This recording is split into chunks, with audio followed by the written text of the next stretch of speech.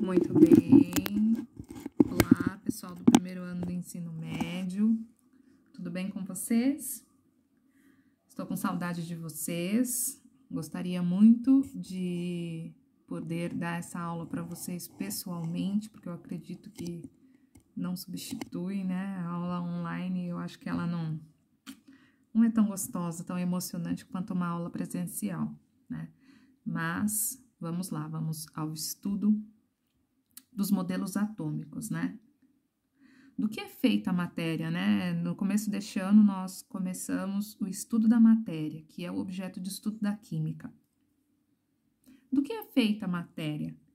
Essa pergunta, ela surgiu há muito tempo, né? E os primeiros a se preocuparem com essa constituição da matéria foram os gregos, né? Como a gente pode ver aqui, ó, nessa primeira coluna aqui, eu tenho uma linha do tempo dos modelos atômicos, ok?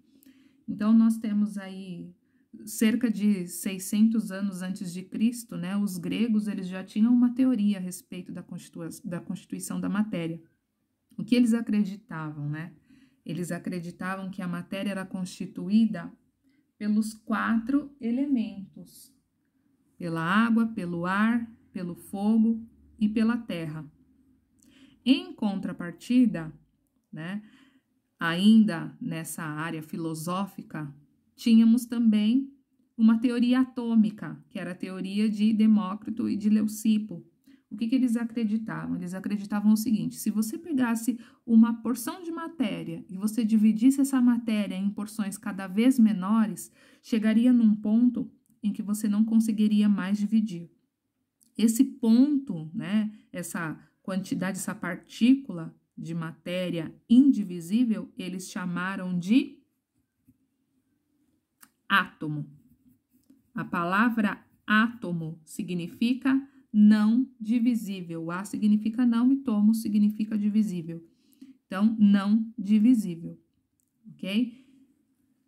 Lá por volta lá de 1800, então, nós temos o primeiro modelo atômico, né? Dalton, ele se baseia, então, na teoria atomística, ok? E ele cria, então, o seu primeiro modelo, que é conhecido como modelo da bola de bilhar. Vou pegar aqui mais especificamente, ok? Daqui a pouco a gente volta para a linha do tempo. Então, nós temos aqui, ó, John Dalton, né? Como Dalton acreditava que era o átomo, ele era conhecido por bola de bilhar. De acordo com Dalton, o átomo ele era esférico, ele era maciço, era indestrutível. E assim como Leucipo e Demócrito criam, ele acreditava também que o átomo era indivisível. Porém, o átomo de Dalton não conseguia explicar alguns fenômenos, como, por exemplo, a natureza elétrica da matéria, né? Quando você pega uma caneta e você esfrega no cabelo seco e limpo, e depois você aproxima essa caneta de papéis picados, você percebe o quê? Que o papel gruda na caneta. Esse é um fenômeno de natureza elétrica. E o modelo de Dalton não conseguia explicar, por exemplo, este fenômeno.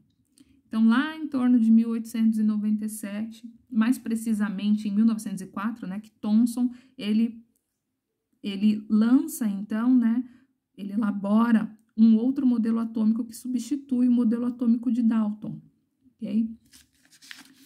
O que acontece, então? Nesta época,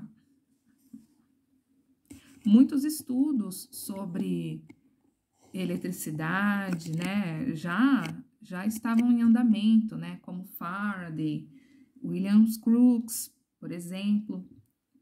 Então, Thomson, ele faz um estudo muito minucioso a partir de raios catódicos a respeito da natureza elétrica da matéria, e ele faz a descoberta de uma partícula muito importante. Ele faz a descoberta do elétron, né? E ele descobre que o elétron ele tem carga elétrica negativa. Então, olha só, comparando o modelo atômico de Thomson com o modelo atômico de Dalton, Thomson ele continuava acreditando que o átomo ele era esférico, continuava acreditando que ele era maciço. Porém, agora, como ele fez a descoberta de uma partícula que era menor do que o átomo, uma partícula subatômica, então o átomo deixa de ser indivisível e passa a ser divisível, ok? O modelo atômico de Thomson ficou conhecido como pudim de passas. Pudim de passas, você pode pensar, nossa, o que é pudim de passas, né? Thomson usou um exemplo de sobremesa que existia lá na Inglaterra na época dele, ok? Se fosse aqui no Brasil, o exemplo mais feliz que nós poderíamos utilizar seria o panetone, tá? Então, o que acontece? Imagine um panetone, aquela massa deliciosa, seria a massa do átomo, ok? Que era positiva e as passas seriam os elétrons incrustados dentro da massa. Quando você corta um panetone, você percebe que as passas, elas não estão somente na superfície do panetone. Quando você corta, você percebe que também estão por dentro, né? Ó, como nós podemos observar aqui, ó, no modelo atômico de Thomson, tá vendo? Quando você corta esse átomo, você percebe que os elétrons estão incrustados numa massa, né? Numa esfera de massa positiva. E os elétrons, que seriam as passas, estão incrustados nessa massa e eles são negativos. Ok, galerinha? Até já, a gente já volta.